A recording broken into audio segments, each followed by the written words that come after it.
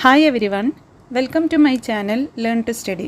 കാലിക്കറ്റ് യൂണിവേഴ്സിറ്റീൻ്റെ കീഴിലുള്ള 5th semester BCom BBAക്കുള്ള ഒരു ഇമ്പോർട്ടൻറ്റ് സബ്ജക്റ്റാണ് BRM അഥവാ ബിസിനസ് റിസർച്ച് മെത്തേഡ് എന്ന് പറയുന്നത്. അപ്പോൾ BRMൽ നമുക്ക് 5 മോഡ്യൂൾസാണുള്ളത്. BBAക്കും BComനും ഓൾമോസ്റ്റ് സെയിം സിലബസാണ് ഉള്ളത്. ചെറിയൊരു ഡിഫറൻസ് മാത്രമേ അതിൽ വരുന്നുള്ളൂ. പക്ഷേ ഓൾമോസ്റ്റ് കണ്ടൻ്റ് എല്ലാം സെയിം ആണ്. അതിൽ മോഡ്യൂൾ അറേഞ്ച് ചെയ്തതിൽ ചെറിയൊരു ഡിഫറൻസ് ഉണ്ട്, അത്രേ ഉള്ളൂ. കോഴ്സായിട്ടാണ് വരുന്നത്. അപ്പോൾ BRMലെ ഫസ്റ്റ് മോഡ്യൂളിൽ വരുന്ന ടൈപ്സ് ഓഫ് ബിസിനസ് റിസർച്ചിനെ കുറിച്ചിട്ടാണ് ഇന്ന് ഈ വീഡിയോയിൽ എക്സ്പ്ലെയിൻ ചെയ്യാനായിട്ട് ഉദ്ദേശിക്കുന്നത്. അപ്പോൾ BRM എന്ന് പറയുന്നത് വളരെ സിമ്പിളായിട്ടുള്ള ഒരു പേപ്പർ തന്നെയാണ്. പക്ഷേ നമുക്ക് ഒരുപാട് യൂസ് ഉള്ള ഒരു പേപ്പറാണ്. ബിസിനസ് റിസർച്ച് മെത്തേഡ്സ് എന്ന് പറയുന്നത് റിസർച്ച് മെത്തഡോളജീൻ്റെ ഒരുപാട് മെത്തേഡ്സും അതിൻ്റെ ടെക്നിക്സൊക്കെയാണ് നമ്മൾ ഈ സബ്ജക്റ്റിൽ പഠിക്കുന്നത്. അത് വെറും ഡിഗ്രിക്ക് മാത്രമല്ല, ഡിഗ്രി കഴിഞ്ഞ് നിങ്ങൾ PGക്ക് പോകുമ്പോഴും അതേപോലെ തന്നെ നമ്മൾ ഏതൊരു ടെസ്റ്റ് എഴുതുമ്പോഴും, ഇപ്പോൾ നമ്മളുടെ സബ്ജക്റ്റ് റിലേറ്റഡ് ആയിട്ടുള്ള ഏതൊരു ടെസ്റ്റ് എഴുതുമ്പോഴും അതിൽ ഇമ്പോർട്ടൻ്റ് ആയിട്ടുള്ളൊരു പാർട്ടാണ് റിസർച്ച് എന്ന് പറയുന്നത്. അപ്പോൾ നമുക്ക് ഈ ഒരു ഏരിയയിൽ നിന്ന് ഒരുപാട് ക്വസ്റ്റ്യൻസ് യൂണിവേഴ്സിറ്റി എക്സാമിന് പ്രതീക്ഷിക്കാവുന്നതാണ്. പല രീതിയിലുള്ള ക്വസ്റ്റ്യൻസ്, അതായത് സെക്ഷൻ എയിൽ ഷോർട്ട് ആൻസർ ക്വസ്റ്റ്യനായിട്ട് ഇപ്പോൾ ഫണ്ടമെൻ്റൽ റിസർച്ച് എന്താണ്, ബേസിക് റിസർച്ച് എന്താണ്, പ്യൂർ റിസർച്ച് എന്താണ്, അങ്ങനെയുള്ള ക്വസ്റ്റ്യൻസിൻ്റെ മീനിങ് ഷോർട്ട് ആൻസർ ക്വസ്റ്റ്യനായിട്ട് ചോദിക്കാൻ സാധ്യത ഉണ്ട്.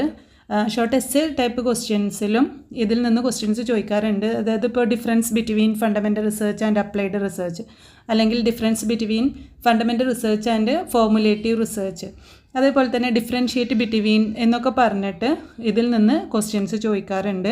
എസ്സേ ടൈപ്പ് ക്വസ്റ്റ്യനായിട്ടും ഇതിൽ നിന്ന് ക്വസ്റ്റ്യൻസ് വരാറുണ്ട്. What are the various types of research, അല്ലെങ്കിൽ what are the various types of business research എന്നൊക്കെ പറഞ്ഞിട്ട് എസ്സേ ടൈപ്പായിട്ടും ഇതിൽ നിന്ന് ക്വസ്റ്റ്യൻസ് ചോദിക്കാറുണ്ട്. അപ്പോൾ നമുക്ക് ഈ ഒരു ഏരിയ എന്ന് പറയുന്നത് വളരെ ഇമ്പോർട്ടൻ്റ് ആണ്. യൂണിവേഴ്സിറ്റി എക്സാമിന് ഒരുപാട് മാർക്കിന് ഇതിൽ നിന്ന് ക്വസ്റ്റ്യൻസ് നമുക്ക് ഷുവറായിട്ടും പ്രതീക്ഷിക്കാം.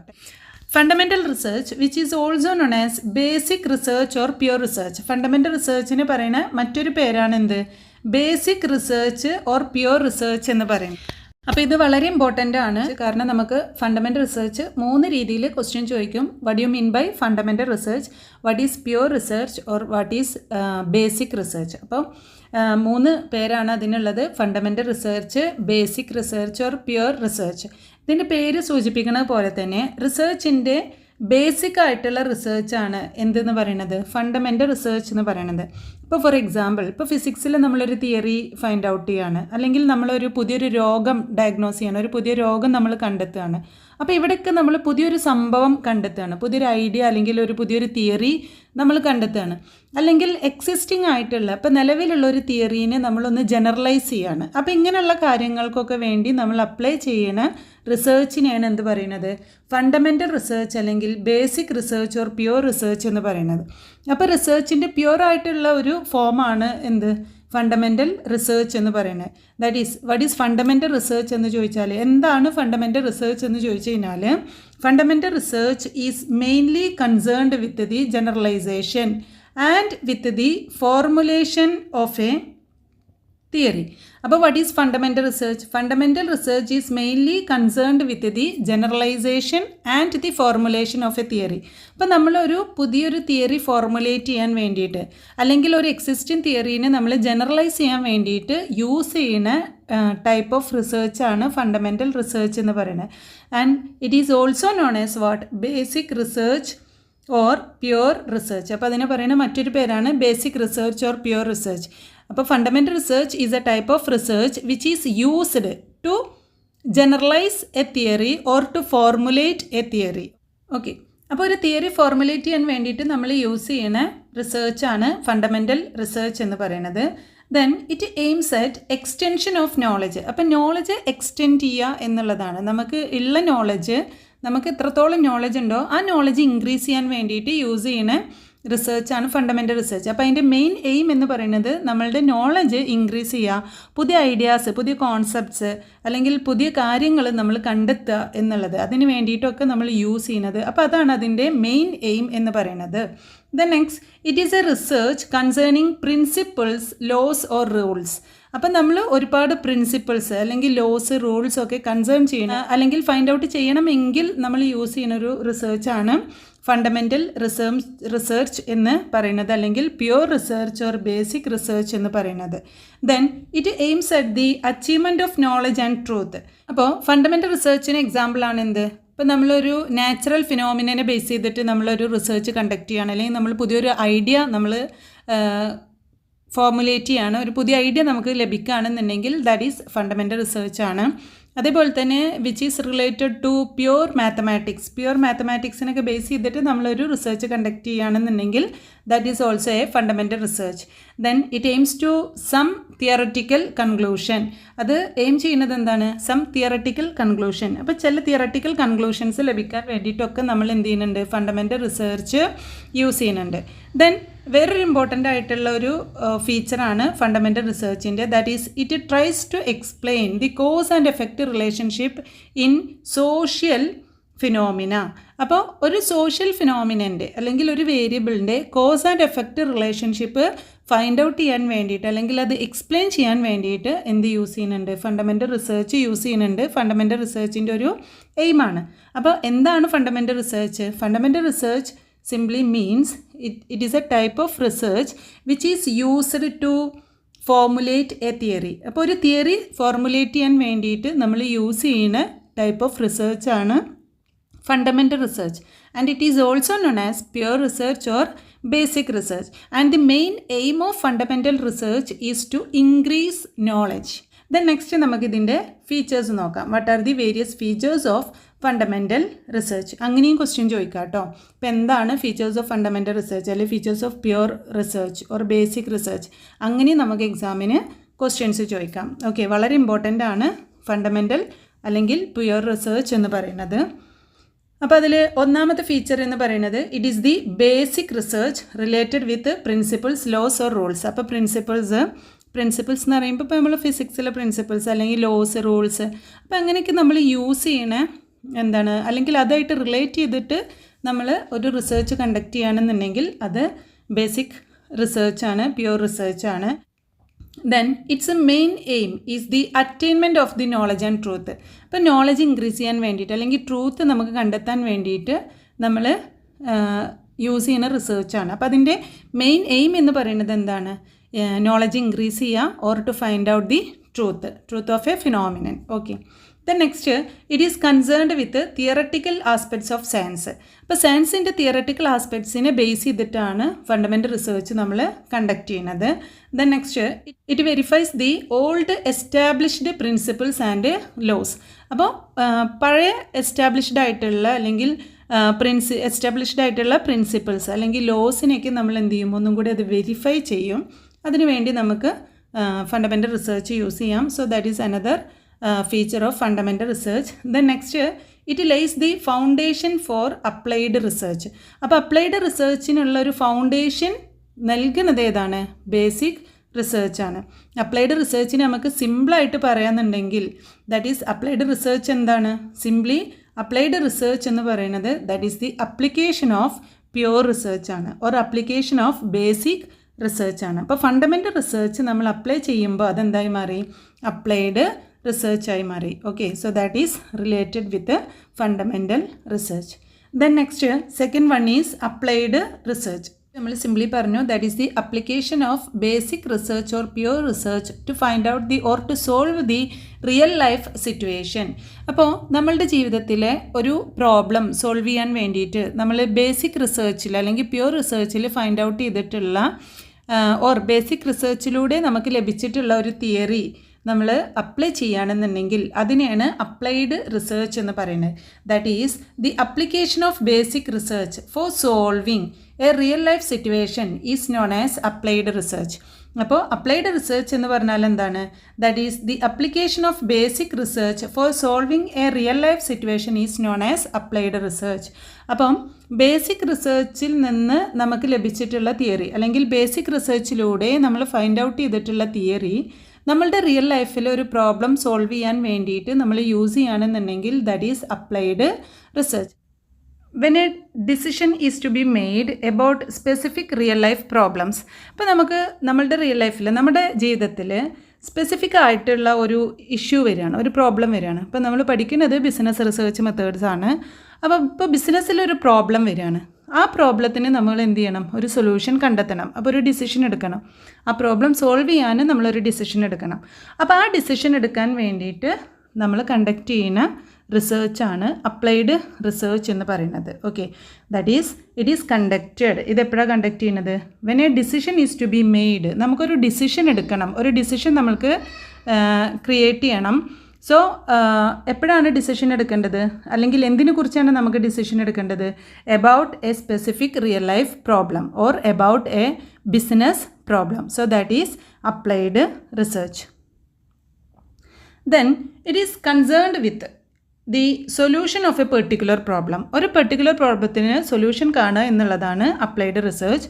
ദെൻ അതിൻ്റെ എയിം എന്ന് പറയുന്നത് that is it aims at finding a solution for an immediate problem facing a society or an industrial organization. ഇപ്പോൾ ഒരു സൊസൈറ്റി അല്ലെങ്കിൽ ഒരു ഇൻഡസ്ട്രിയൽ ഓർഗനൈസേഷൻ ഒരു ഇമ്മീഡിയറ്റ് പ്രോബ്ലം ഫേസ് ചെയ്യുകയാണെന്നുണ്ടെങ്കിൽ ആ പ്രോബ്ലത്തിന് സൊല്യൂഷൻ കാണുക എന്നുള്ളതാണ് എന്തിൻ്റെ ഒബ്ജക്റ്റീവ്? അപ്ലൈഡ് റിസർച്ചിൻ്റെ ഒബ്ജക്റ്റീവ് എന്ന് പറയുന്നത്. ഓക്കെ, അപ്പോൾ ഇതാണ് എന്തെന്ന് പറയുന്നത്? അപ്ലൈഡ് റിസർച്ച് എന്ന് പറയുന്നത്. So what is applied research? Applied research is the application of basic research four solving A real life situation. Then it deals with a particular problem that is or it aims at finding a solution for an immediate problem facing a society or an industrial organization. So that is the simple meaning of applied research. The next ഇതിൻ്റെ features ആണ്. Features of applied research. It is carried out to find out solution to a real life problem requiring an action or policy decision. അപ്പോൾ applied research എന്ന് പറയുന്നത് എന്താണ്? ഒരു real life പ്രോബ്ലത്തിന് നമ്മൾ solution find out ചെയ്യുക എന്നുള്ളതാണ്. അതിൽ ഒരു ആക്ഷൻ നമ്മളെടുക്കും, അതേപോലെ തന്നെ ഒരു പോളിസി ഡിസിഷനും നമ്മൾ എടുക്കുന്നുണ്ട്. സോ ഫീച്ചേഴ്സിൽ ഫസ്റ്റ് ഫീച്ചർ എന്ന് പറയുന്നത് it can contribute new facts. പുതിയ കാര്യങ്ങൾ കോൺട്രിബ്യൂട്ട് ചെയ്യാനായിട്ട് അപ്ലൈഡ് റിസർച്ച് സഹായിക്കുന്നുണ്ട്.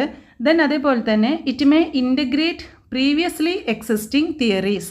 അപ്പോൾ ബേസിക് റിസർച്ചിലൂടെ നമ്മൾ മുന്നേ കണ്ടെത്തിയിട്ടുള്ള തിയറീസ് ഇൻ്റഗ്രേറ്റ് ചെയ്യാനായിട്ട് എന്ത് ഹെൽപ്പ് ചെയ്യുന്നുണ്ട്? Applied research. അപ്പോൾ നമുക്ക് പ്രോബ്ലം സോൾവ് ചെയ്യാൻ വേണ്ടിയിട്ട് പല തിയറികളും ഇൻ്റഗ്രേറ്റ് ചെയ്തിട്ട് നമുക്ക് ഒരു പ്രോബ്ലത്തിന് സൊല്യൂഷൻ കാണാനായിട്ട് സാധിക്കും. അപ്പോൾ അതാണ് അതിൻ്റെ മറ്റൊരു ഫീച്ചർ. ദെൻ നെക്സ്റ്റ് ഫീച്ചർ എന്ന് പറയുന്നത് it is conducted on the basis of application of theories. നമ്മൾ എങ്ങനെയാണ് അപ്ലൈഡ് റിസർച്ച് കണ്ടക്ട് ചെയ്യുന്നത്? That is through the application of theories or models for finding solution for an immediate problem faced by the society. Then next, it puts theory for testing. അപ്പോൾ theory test ചെയ്യാനായിട്ട് ഏതിലൂടെ സഹായിക്കും? Applied റിസർച്ചിലൂടെ സഹായിക്കും. So these are the different features of applied research. അപ്പോൾ ഇതാണ് ഇതിൻ്റെ features എന്ന് പറയുന്നത്. Features separate ആയിട്ടും എക്സാമിന് ചോദിക്കാറുണ്ട്.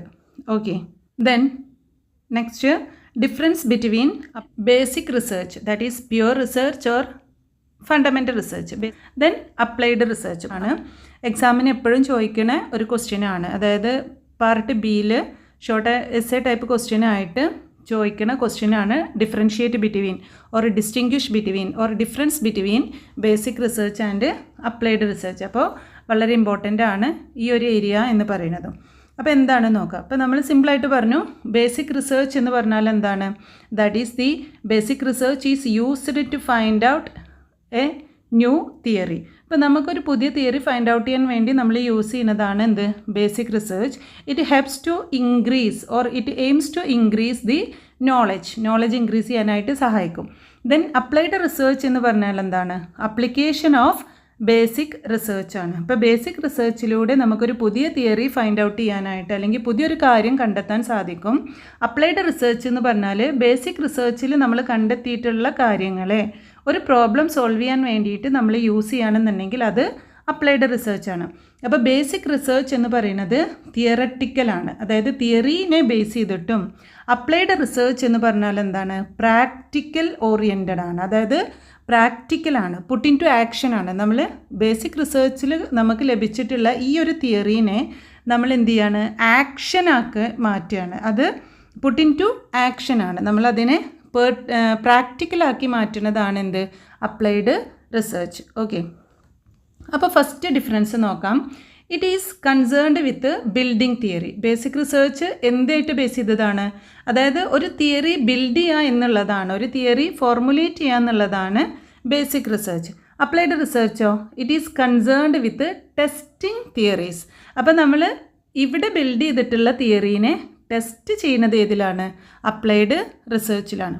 ദെൻ രണ്ടാമത്തെ ഡിഫറൻസ് എന്ന് പറയുന്നത് ബേസിക് റിസർച്ചിൻ്റെ സ്കോപ്പ് എന്താണ്? വൈഡാണ്. കാരണം എന്താ? It deals with any problems. അപ്പോൾ ബേസിക് റിസർച്ച് എന്ന് പറയുമ്പോൾ അതിൻ്റെ സ്കോപ്പ് വൈഡാണ്. ഏതൊരു പ്രോബ്ലത്തിനെ ബേസ് ചെയ്തിട്ടും ബേസിക് റിസർച്ച് കണ്ടക്ട് ചെയ്യാൻ പറ്റും. ഇനി അപ്ലൈഡ് റിസർച്ച് എന്ന് പറയുമ്പോൾ അതിൻ്റെ സ്കോപ്പ് എന്താണ്? നാരോ ആണ്. നാരോ കൺസെപ്റ്റാണ്. ഒരു ചെറിയ കൺസെപ്റ്റായിട്ട് നമുക്കത് യൂസ് ചെയ്യാൻ പറ്റുള്ളൂ. അല്ലെങ്കിൽ അതിൻ്റെ അപ്ലിക്കേഷൻ എന്ന് പറയുന്നത് നാരോ ലെവലിൽ മാത്രമേ സാധിക്കുള്ളൂ. കാരണം എന്താണ്?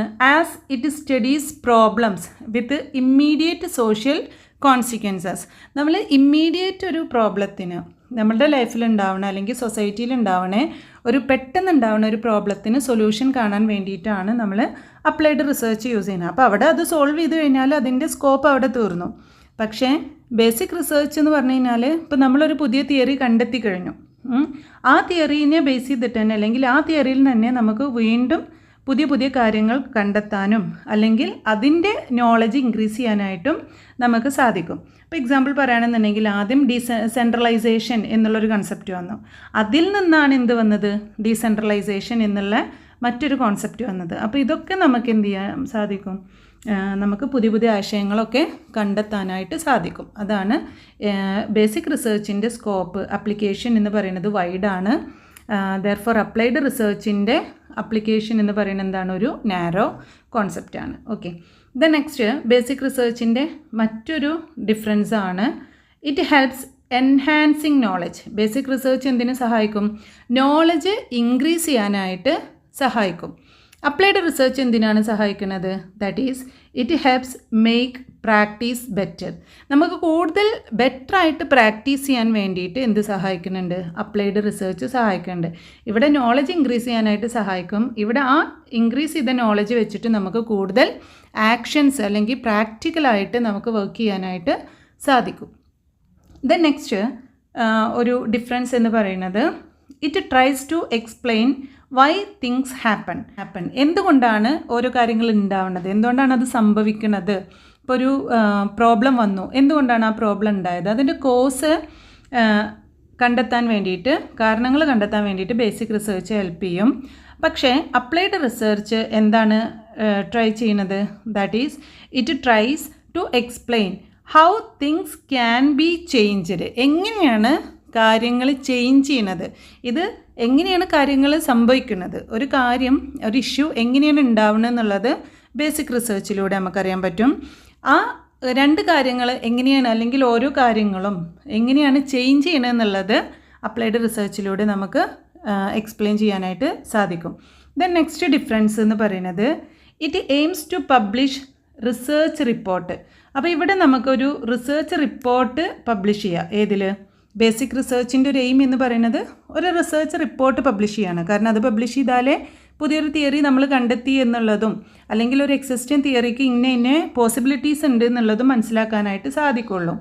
ദെൻ അപ്ലൈഡ് റിസർച്ചിൽ it aims at bringing up actionable points quickly. അപ്പോൾ ആക്ഷനബിൾ പോയിൻറ്റ്സ്, അതായത് പുതിയ പുതിയ പ്രാക്ടിക്കൽ പോയിൻറ്റ്സ് നമുക്ക് കണ്ടെത്താനായിട്ട് സാധിക്കും എന്നുള്ളതാണ്. Then next difference it cannot be time and cost bound. Basic research ടൈമിന് ഒരു ഇമ്പോർട്ടൻസും കൊടുക്കണില്ല, എത്ര കോസ്റ്റ് വരുന്നുണ്ടോ അതിനൊന്നും ഇമ്പോർട്ടൻസ് കൊടുക്കണില്ല. എത്ര ടൈം എടുത്താലും എത്ര ചിലവ് വന്നാലും നമ്മളൊരു പുതിയ തിയറി ഫൈൻഡ് ഔട്ട് ചെയ്യുക എന്നുള്ളതാണ് ഏതിൽ വരുന്നത്? ഈ ബേസിക് റിസർച്ചിൽ വരുന്നത്. ദെൻ അപ്ലൈഡ് റിസർച്ച് എന്ന് പറയുന്നത് ടൈം ആൻഡ് കോസ്റ്റ് ബൗണ്ടാണ്. കാരണം എന്താണ്? ഒരു ഇമ്മീഡിയറ്റ് പ്രോബ്ലത്തിനെയാണ് നമ്മൾ സൊല്യൂഷൻ കാണുന്നത്. അപ്പോൾ ആ പെട്ടെന്നൊരു പ്രോബ്ലം ഉണ്ടാവണം, പെട്ടെന്ന് തന്നെ അതിന് സൊല്യൂഷനും കാണണം. അപ്പോൾ ആ സൊല്യൂഷൻ കാണാൻ വേണ്ടിയിട്ട് പെട്ടെന്ന് നമ്മൾ എടുക്കണം തീരുമാനം.